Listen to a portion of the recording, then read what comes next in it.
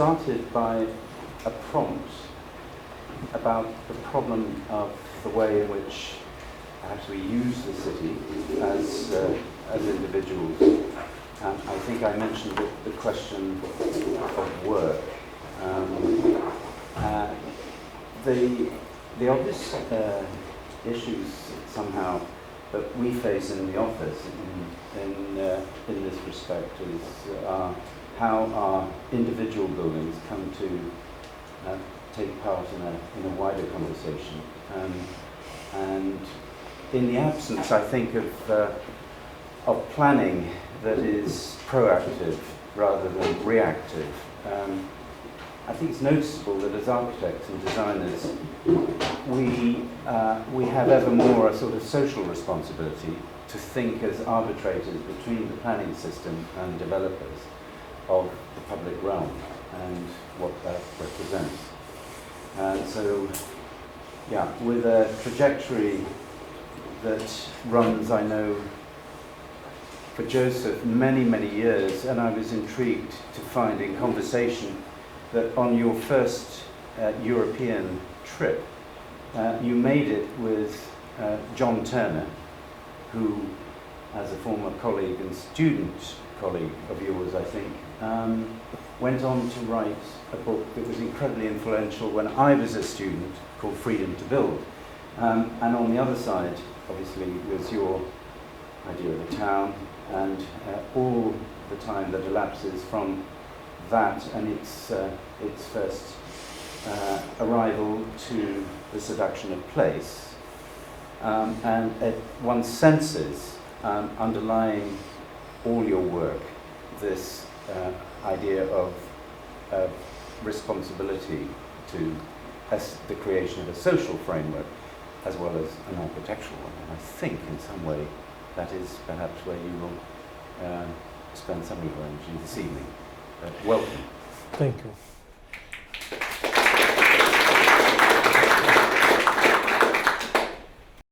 Well, a well-known French psychologist, when accused of repeating himself, said rather fiercely, "I never repeat myself, but I always say the same thing." So I'm just going to say the same thing in slightly different words.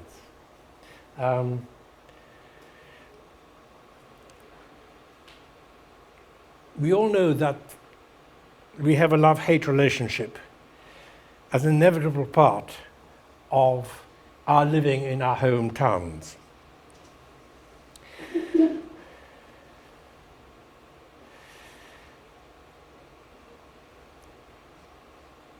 We make our life in our hometown, and are often instinctively and viscerally bound to it, to place at any rate.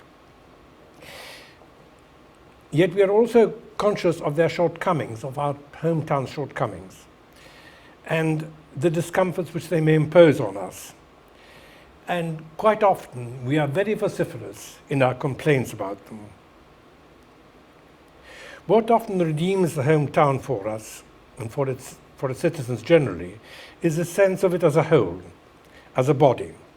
Peter Ackroyd, who recently published an account of London, called his book a biography because he wanted to insist on the city's integrity as a living being. London, he writes in the preface, has been envisaged in the form of a young man with his arms outstretched in a gesture of liberation. It has also commonly been portrayed in a monstrous form, a swollen and dropsical giant which kills more than it breeds. But whether we consider London as a young man refreshed and risen from his sleep, or lament his condition as a deformed giant, we must regard it as a human form with its laws and its growth, hence a biography of London. In this, Ackroyd was following many writers to whom the hometown had been just such a living entity. In fact, was appealing to a venerable tradition according to which the settlement from the humble village to a vast city could be considered, even articulated, as a bodily form.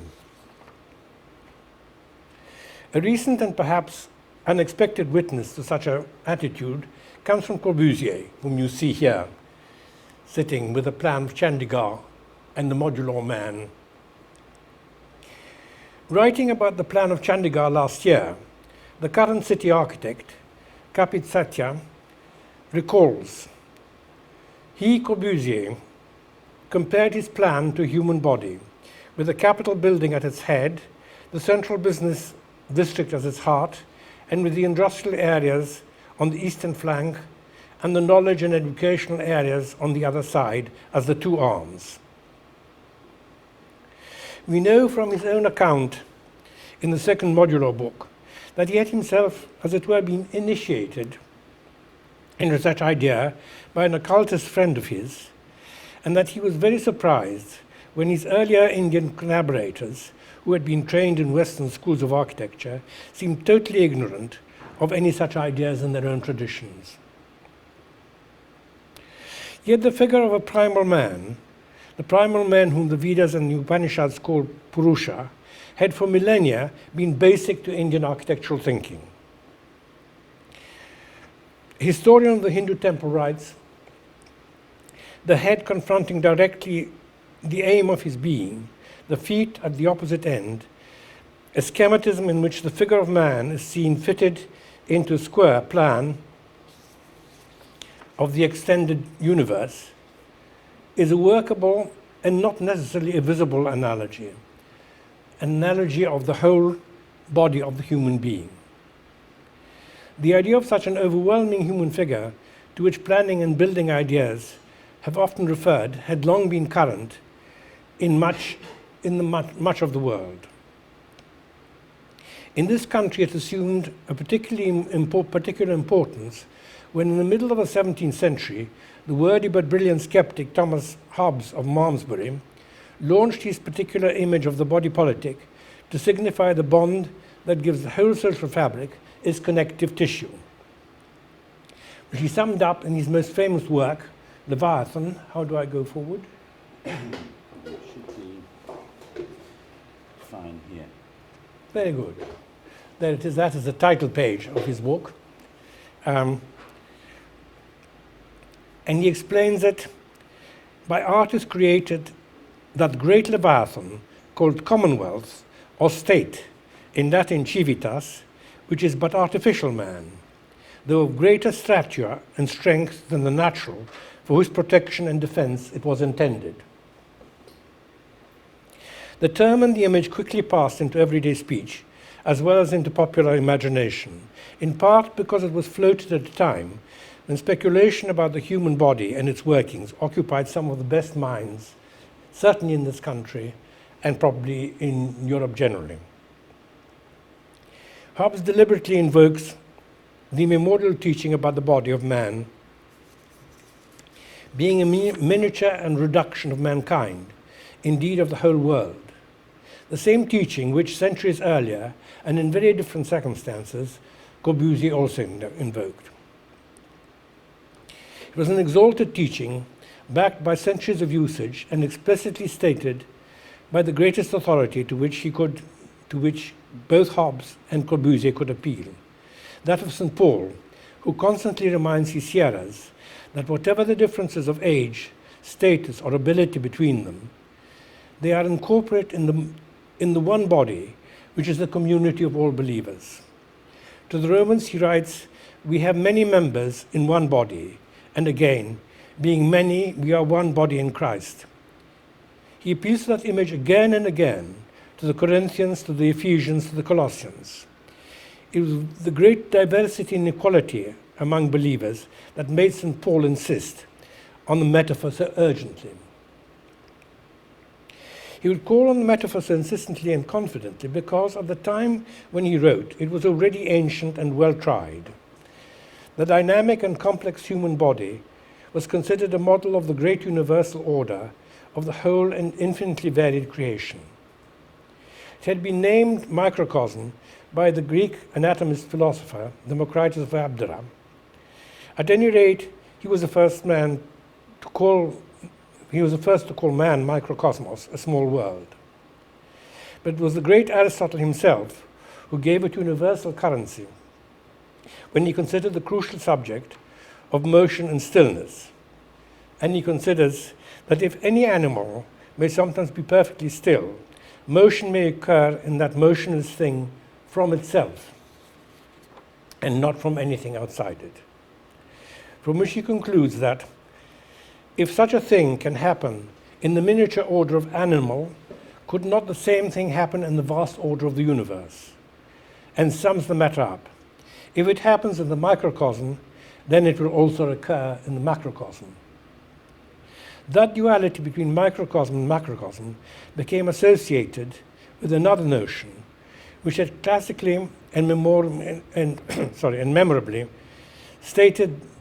was stated by a slightly older contemporary of Democritus, the poet-physician Empedocles, who hailed from the opposite end of the Greek world, from Acargas in Sicily, which we now call Agrigentum.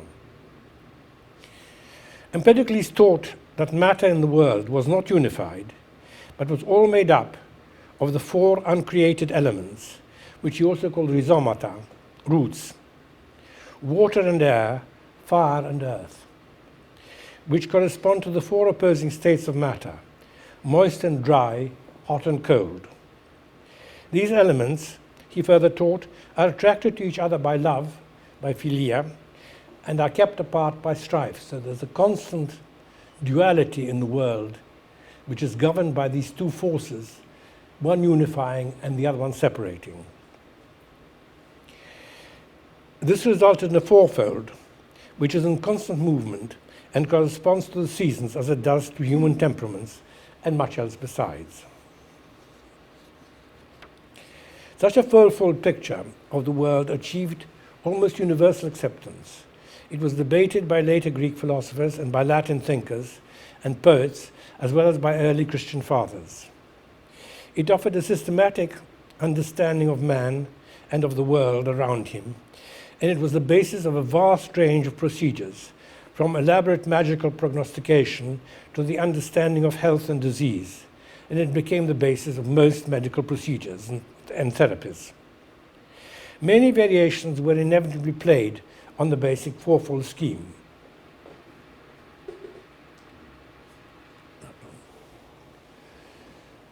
Is that legible? So you see fire, earth, water, and air are in the extreme circles, and they're connected by the months in the outer circles and by the zodiacal signs inside. And then you see in a very prominent place are the four letters A, D, A, M, the name of Adam.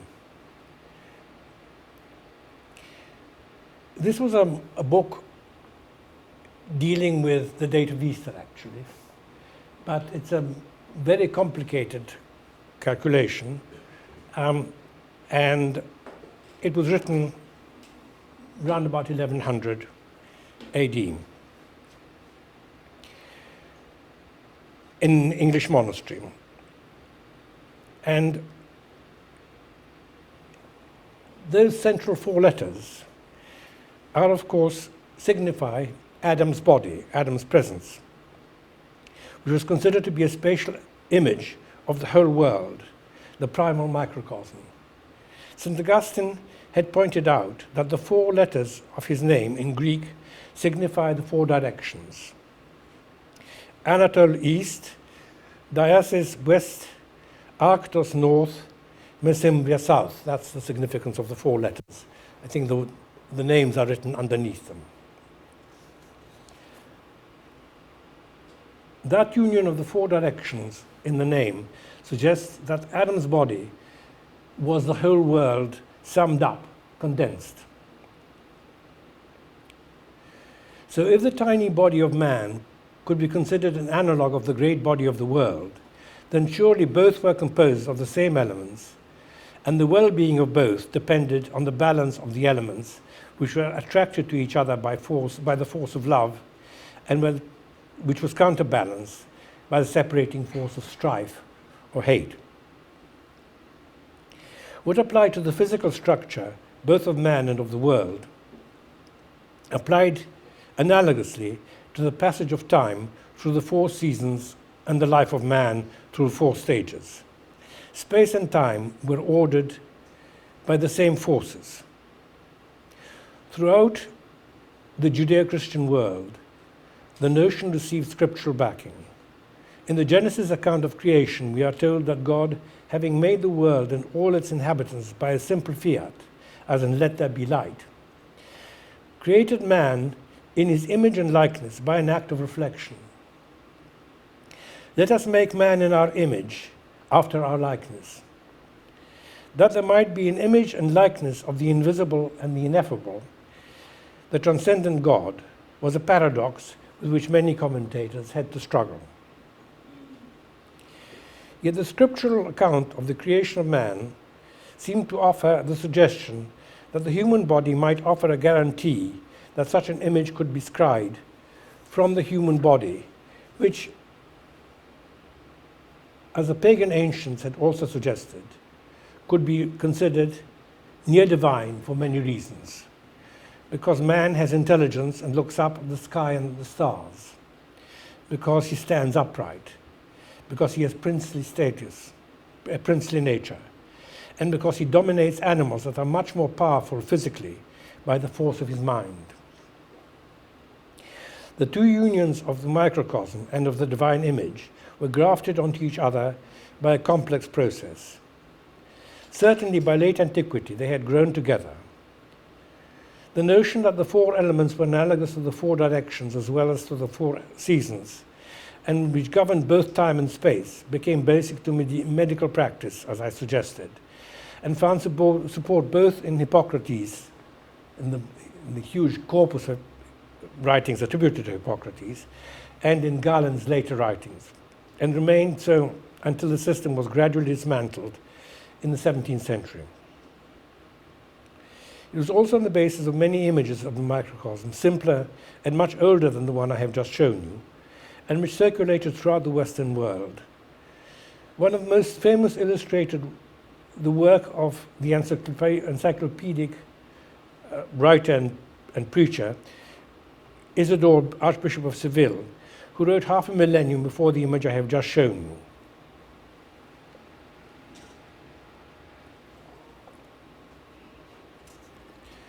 This is comes from a manuscript written much later, written in honor of a Visigothic king of Spain, a contemporary of Isidore's. But this is near contemporary with the image I just shown you, so it's sort of drawn about 400 or 500 years after Isidore wrote.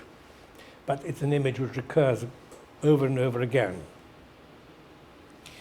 You see the parallels are between the 4 temperaments. I hope you can read them. Summer corresponds to the choleric temperament, spring to the sanguine, winter to the phlegmatic, and autumn to the melancholy. And these correspond also to the sensible qualities. Fire is hot, air is humid, water is cold, earth is dry. And centrally, and that's quite clearly legible, Isidore puts a triple summation: mundus annus homo, the world, the year, and man. Isidore's message is more explicit in a printed version of the diagram. Right, there you have it. It's from a printed version of late in the 15th century. But some of you may know it as the emblem of the Warburg Institute.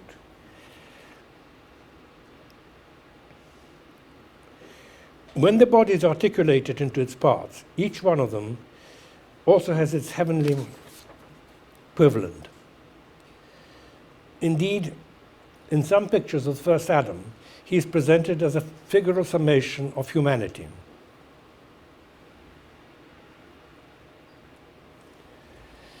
This is slightly earlier than the images I've just shown you.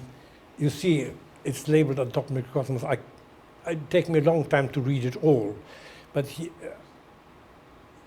the openings of the head correspond to the planets, and the other correspondences are established very much on the lines which I've just shown you. Later illustrations of the same text alternate building and body. It was a familiar notion and figure through the Middle Ages, during which the text of Vitruvius was well known,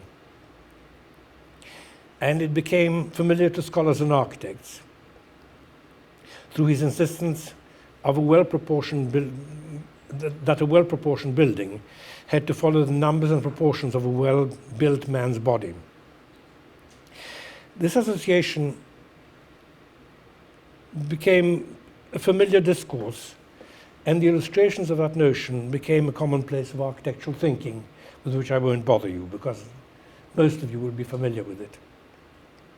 It was against this background that we can look at the drawing of the great Sienese painter and architect and fortification engineer Francesco di Giorgio Martini, who offers the male human body.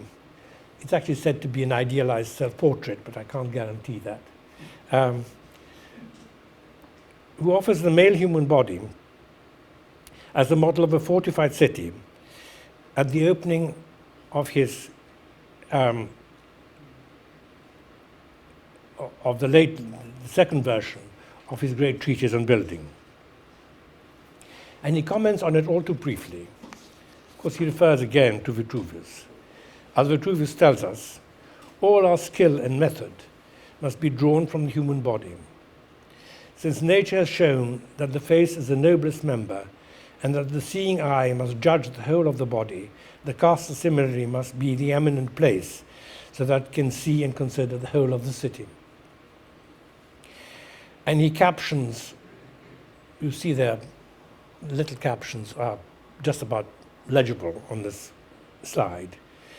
The figure of the body in which is circumscribed the city and the distribution. And he draws the labels of the parts. The castle, the towers, the temple, and the piazza. The body of the town, the gate, the artwork, and the ravelin. He does not need to provide much other explanation, but he does clearly show the marketplace as the stomach of the city and the church as its heart, while the wall and towers are analogous to hands and feet, much as in Corbusier's diagram of Chandigarh, the hands and feet were the working parts of the town. But the image of the stomach as the market of the city brings to mind an important consequence, or perhaps more accurately an implication of my original metaphor, which later commentators have been reluctant to draw, that the body politic, like every individual's own body, ingests, and having ingested must also eliminate waste matter. These functions, neglected nowadays in the urbanist discourse, seem to me to be integral to the body politic metaphor which I have been invoking. Thomas Hobbes, whom I quoted at some length and is the originator of the mechanistic treatment of it, certainly did not shy away from such implications. He devoted a whole chapter of his Leviathan to what he called nutrition and procreation of a commonwealth. He extends these to concoction and preparation as well as conveyance of such material stuffs as the body politic needs for its subsistence. But he really treated such notions as metaphoric of the economy of the settlement, the supply of manpower and money, while procreation seemed to him a metaphor of colonization. So to him, all these functions were really entirely metaphoric. They didn't relate closely to the body functions at all. Such metaphoric distancing was more improper when the late 18th century biologists had identified 4 functions as essential to the body's existence. Ingestion and evacuation were paired in the concept of digestion. The other 3 were circulation, breathing, and movement. So for the 4 elements, we have 4 functions. And that preponderance of the functional understanding of the body over the mechanical metaphor implied, almost inevitably, the closer attention of thinkers and scientists to the involvement of the functions in the understanding of urban form. Some artists were accurately aware of the interdependence of the ingesting city with its hinterland. It is a relation which appears almost idealized by Giovanni Bellini in the background of his painting. This is the Madonna of the Meadows in the National Gallery in London. It's the detail, you only see a detail of her coat on the slide.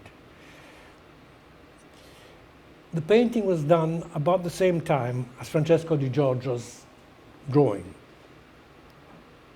It shows the Madonna seated in landscape with the settlement walled like the city of Francesco's diagram, in closest relation to land, which is being cultivated for the food it will consume. This relation was often racked by war and its effects, and there's another side to the relationship with the walls and towers of Francesco di Giorgio's walls. They are perhaps inevitably implied. There are the peasants working the land, and you see the fortress in the background, the fortified town in the background. The workers in the fields need the security that was offered by the fortified settlement. They are always conscious of the protection they offered against marauding or even highly organized, disciplined troops who would raid them to feed themselves. The relationship was organic and essential. The ingesting and excreting settlement needs demand such a hinterland. And for centuries, that hinterland started at the stone or brick, sometimes even at wooden defense works. That relation was drastically, if gradually transformed, by the development of artillery after 1500, after the death of Francesco. And the once linear defenses were extended, and the rigid lines were swelled into earthworks that had to contain some of the hinterland and increase the amount of cultivated, even arable terrain. You see the enormous amount of arable terrain within the walls. This is Stefano Bonsignori's plan of Florence of 1584. The beleaguered city had to be able to feed itself, so the hinterland was actually included into it. Yet from the outset of husbanding, some 10,000 years ago or more, it was understood that fresh food would not be available the year round, but also that there will always be proportions of the produce that cannot be consumed as it is harvested.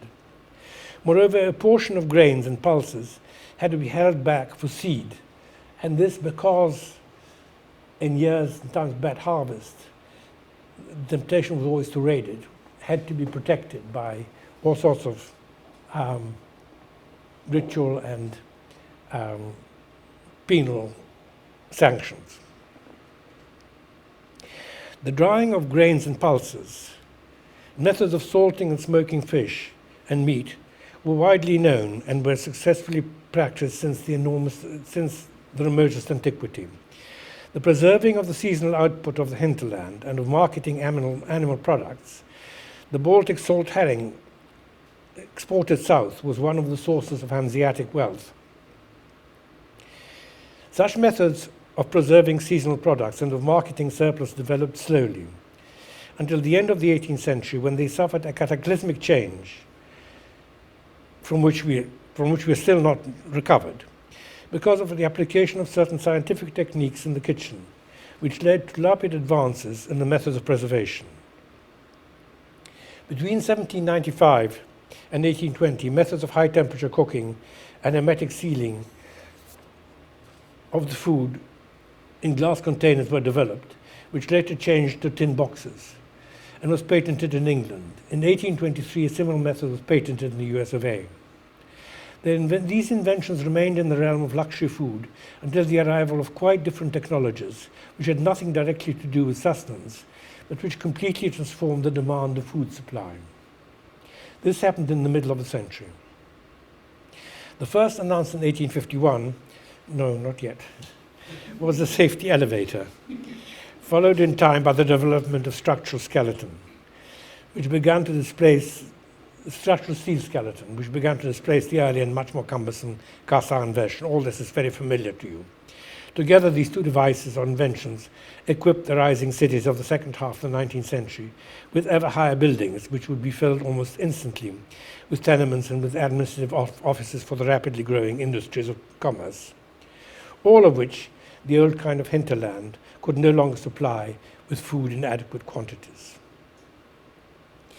Feeding the new tall cities demanded vast and sometimes remote terrains. In Cincinnati, the pork capital of America, and then in Chicago, industrialized slaughtering was perfected. And that in turn demanded the herding of vast cattle swarms, not on the continent's central prairies, on which buffaloes had grazed, sustaining the Amerindians which hunted them. To cope with the catastrophic rise in demand, the early food conservation techniques were found to be inadequate, and new technologies were soon devised. First, refrigeration. Now we change. Which brought quick-chilled meat to the new and fast-expanding urban population. The first refrigerated railway wagon was patented in 1867, which is slightly earlier than this illustration, is about 1870. In 1876, a meat-carrying ship, Le Frigorifique, crossed the Atlantic, making Chicago pork and beef available in France. Another invention, converting the food-preserving techniques developed at the beginning of the century into mass production terms, was the tin can. Wilson's patented corned beef can was patented in 1875. It was soon ceded to the big money, which moved into the meat business. Philip Armour and Gustavus Swift formed the National Packing Company in 1905, by which time the relation between settlement and hinterland had been radically transformed. And now the peas which you or I buy in a London supermarket, which are obliged to declare their origin, may come from Kenya or from Chile. The bulk of such long transport and commercially traded products has to be produced with the aid of synthetic fertilizer, which had been increasingly used since Justus Liebig first investigated the chemical constitution of manure in the mid-19th century, even if he himself considered the organic nature of natural fertilizer, as did Karl Marx, much superior to his chemical product. Long-term reliance on intensive chemical cultivation has impoverished soil in some parts of the world. So the interdependence of refuse-producing settlements and its hinterland has become a new kind of issue, and the old image has acquired a new urgency. It brings to mind an important implication of the metaphor, which some commentators have been reluctant to draw, that the body politic, like the individual body, ingests, and having ingested, it must of course eliminate great quantities of waste matter. That process has been a persistent and noisome trouble over centuries. The contents of cesspits were collected and transported out of towns, their spillage a source of recurrent epidemics and plagues, while the vast quantities of horse droppings, which were the inevitable byproduct of urban transport, had also to be avoided. Both provided the bulk of the fertilizer for the urban hinterland and were a very obtrusive presence in urban life. But it did finally seem as if the problem of urban waste could be solved mechanically in the rational city of the Enlightenment.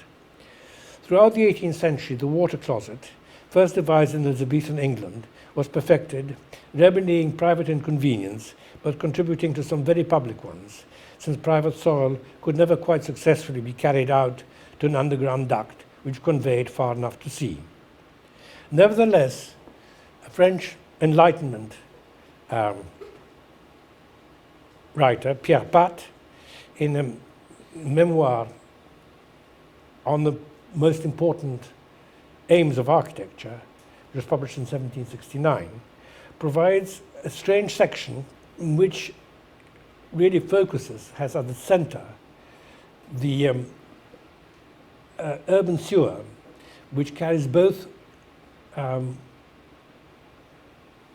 stormwater at the bottom, and as you see, soil from the earth closets down one drain, and you see the stormwater duct on the other. What you don't see very clearly in the slide, I'm afraid, is the mains water carrying pipe, which is about halfway up and is isolated from the rest of the sewer. So Pat in 1769 was already foreseeing the possibility of a sewer which would carry both, the carrying of both mains, main sewerage and main supply in the same underground duct. When Pat wrote, most of everyday urban detritus would still be carried out of the city. His proposal was really a proposal for the future. Carried out of the city as fertilizer. But as the 19th century advanced, the water closet, instead of providing the final solution to the urban waste problem, became a contributor to urban blight. In London, notably, where the tidal Thames produced the reflux, the new drainage, in fact, contributed to the repeated cholera epidemics and the crisis came when, during the summer of 1858, the foul smell of the river pervaded the city. It was called the Great Stink, and it led to panic legislation, as a result of which the great drains on either side of the river were built, which have since been the structural actors in the fabric of London. Circumstances were different in Paris, where a program of mains building was started under the first Napoleon and extended ever more thoroughly through the 19th century, and its installation even became showpieces of public utility. But the solid waste did build up on the riverbed, partly because, of course, the Seine is not tidal. And some engineer reformers instituted a system of filtration which pulled the solid waste near the Clichy bend of the river, where hundreds of acres were intensely cultivated with human waste, producing the best vegetables available in Paris. And although this was started in the 1840s and 50s, it was certainly visited by Napoleon III secretly. He was offered a great deal of produce as a present. The enterprise went on working profitably until it was costed out by real estate speculation a couple of decades ago. The issue was taken up in Germany by a succession by organic propagandists, of whom Rudolf Steiner, the founder of anthroposophy, was probably the most famous. Many of the agricultural activists were agitating for the recycling of urban waste, particularly of human waste. Evacuation, the disposal of waste matter, has now become increasingly bulky, and their mismanagement a disfiguring stain on the image of the city, which has allowed much of it to be taken over by organized crime rather than by legitimate trade. So that the whole business of recycling, which was taken for granted in the pre-industrial city, however uncomfortable and obtrusive its workings became, has turned into an unmanageable problem. This may be why the managing of excreta, among other urban detritus, has become an obsessive concern, which is obvious in the work of some artists. Images of people involved in various intimate concerns, even in bad behavior of some kinds, have always been found representation in art, though excretion, when shown, has been marginal. So that rare public representations became notable curiosities, like the mannequin piss of Brussels. The statue was actually dates to about 1620 and supplied drinking water to the Bruxellois and wine and beer at festive occasions since the 12th century. But it's unique. If you think of all the nude figures on the fountains spread throughout Europe, not one of them is involved in this activity. A very different kind of attention was focused on such matters by artists. therefore. It started in a way in 1917 when Marcel Duchamp bought a very ordinary but now famous urinal, which is submitted as a sculpture titled Fountain to the Independence exhibition, the Independence show, in the Grand Central Palace of New York in 1917. It was also the very first ready-made, an object which is a work of art because declared such by an artist. And although it was refused by the show's committee, it has become one of the most celebrated objects in the art world. Performance artists have made a point of urinating into it publicly on several occasions during the 90s. While in 1991, Sheda Levine, who was a noted copier of artist work, that is the nature of her contribution, made a copy of it in stainless steel.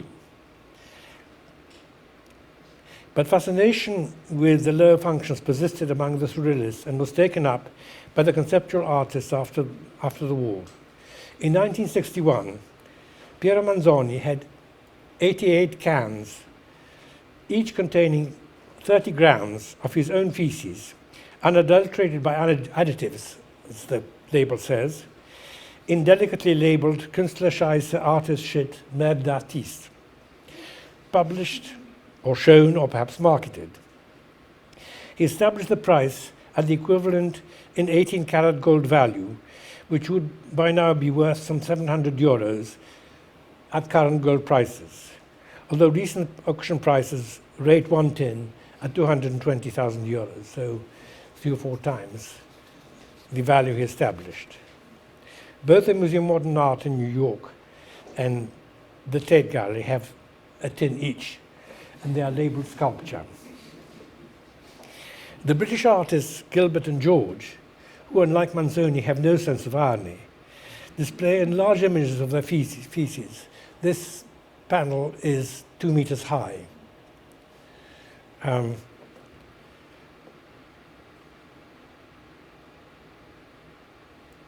Directly at the spectator.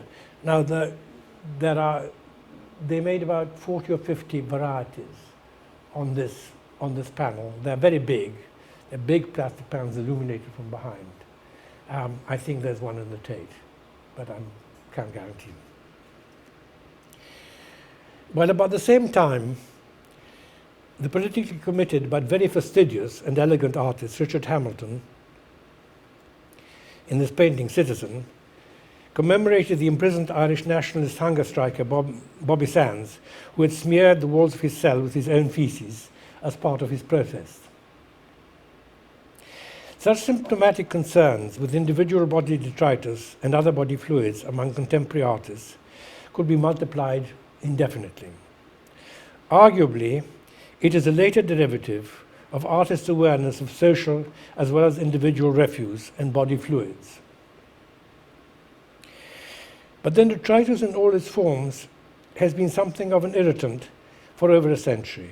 At the beginning of the 20th century, artists had begun to take an almost aesthetic interest in all the dross and scoria of urban life, of social excreta. They looked at scraps of everyday things to assemble into images of lyrical power. In the collage, which was one of the which soon after 1910 became the commonplace of Cubist artists. This is Picasso using a thrown away cane seat as the basis of a collage. The Cubist collages of Picasso and Barac were discontinued during the war, but were taken up by the Dadaists. This is called Schwitters in 1922. He made them his principal productions, and many other artists followed. The paradox has not escaped the attention of artists like Robert Rauschenberg, whose combines were mostly constructions of stuff picked off rubbish bins. Interestingly enough, he had an exhibition of them in Houston, and the material from which he made his combines were all collected from rubbish dumps, and the ones he didn't he didn't manage to sell in the gallery, he threw back on the rubbish dump. So there was a kind of exchange.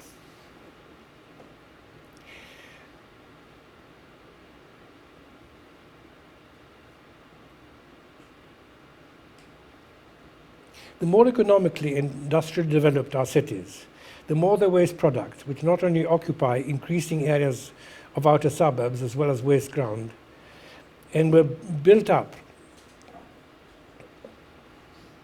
and also bulk exported, they are recognized as containing much valuable material, so that scavenging has become a trade, even a profession in some parts of the world. So there is this double take. Some of the rubbish is collected, sorted through, and recycled. Some becomes profit for the criminal elements. A new class of scavengers, therefore highly organized in some places, grown up to pick over detritus and to manage and incidentally recycle much of it. Some artists turn their attention to mechanical rather than personal detritus, and have even collaborated with refuse gatherers and scavengers to weld the fragments into novel and unexpected compositions. Some of you may remember this. This is the Royal Academy in London. This is a big hanging by Elena Natsui, who was one of the best known artists in my generation, a Ghanaian who has worked for many years in Nigeria, and has found a way to weave bottle tops and pieces of tin can into what seem like precious tapestries. Perhaps even more ambitiously, the Indian architect Sanjeev Shankar has made can tops and bottles into constructive materials of a complex structure. These kind of operations may seem marginal, but they do illustrate what we have artists for, after all, to make us aware of our environment and its relation to the society that produces it, and therefore also of the value of the potential, the value and the potential of much that we have despised, ruined, and wasted. I do hope that some of the images I have shown you may point to a turn in our social perception. Our sense of the city as a working unit, and therefore any sense of a vital urbanity, has been dislocated somewhere between the western shores of the Persian Gulf and the Pacific coast of China, where all matters of provisioning of waste are treated as marginal and mechanical concerns, which may result in its byproducts turning much more toxic than other detritus. Sociologists keep on telling us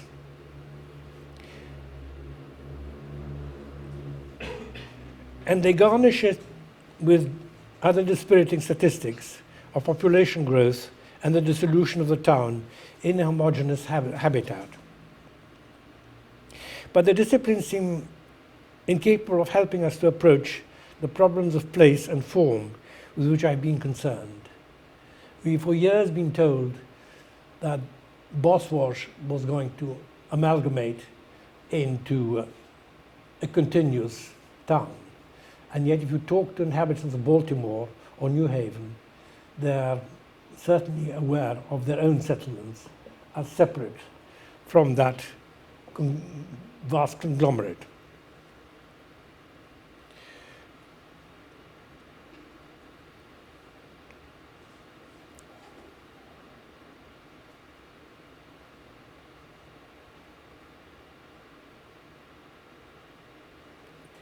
Such political and economic as well as architectural concerns are the inevitable concomitant of the city project, and therefore a vital entity, present the city as a vital entity, not as a corpse to be autopsied, which they sometimes seem. Our exemplars will not always be the officially organized municipalities, but may well be found in such places as the slums and rubbish dumps of Mumbai, which is, instructively, about halfway between my two extreme disurbanities, the Gulf states and the Pearl River Delta. And although new inhabitants arrive daily in their thousands, Mumbai manages to register the lowest water and energy consumption of any world city, as well as the highest population density. It also produces remarkably little waste, since the slums are themselves a recycling plant. No one in their right mind would offer the Mumbai slums as a model of urban development. We have more severe and more wholesome models on offer, though they do seem to lack any integrating scenario. That is why the image of the city as a border construct, hoary and remote though it must seem, may prove relevant to our situation. The images I have shown you are perhaps only straws in the wind, which I have chosen to read optimistically as indicating a reevaluation of urban detritus, and with it a rethinking of recycling as well as related issues of provisioning and consumption, which really brings me back to the metaphor with which I started. The body politic as a working organism in which all its mechanical workings, respiration, circulation, consumption, elimination, are understood as essential functions of its existence, around which we will be able to reformulate an urbanism in which everyone will find their proper and balanced place. I have been overly optimistic, I'm aware, and I have talked far too fast, I'm afraid, so I've stumbled occasionally, but I hope the bulk of what I had to say has been clear.